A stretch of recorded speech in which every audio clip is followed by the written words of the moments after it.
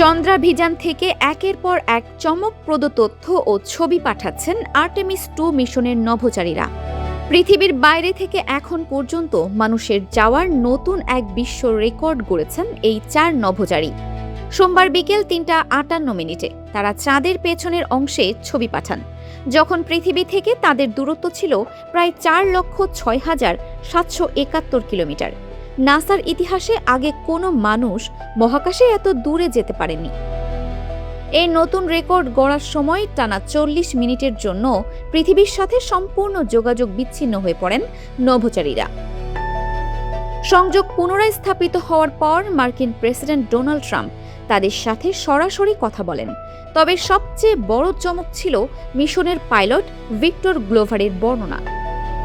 তিনি দাবি করেছেন তারা এমন কিছু দৃশ্য দেখেছেন যা আগে কোনো মানুষ দেখেনি, এমনকি অ্যাপোলো অভিযানের সময়ও নয়।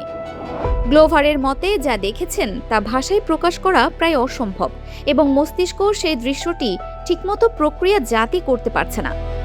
নভোচারীরা সেই অভিজ্ঞতাকে পরাবাস্তব ও বিস্ময়কর হিসেবে অভিহিত করেছেন।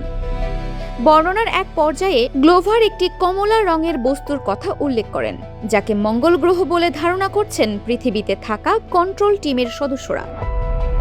বিজ্ঞানের দৃষ্টিতে এর মূল্য যাই হোক না কেন, মানুষের জন্য এটি যে এক অনন্য এবং বর্ণনাতীত অভিজ্ঞতা ছিল তা বলার অপেক্ষা রাখে না। Dinajpur TV, multimedia desk.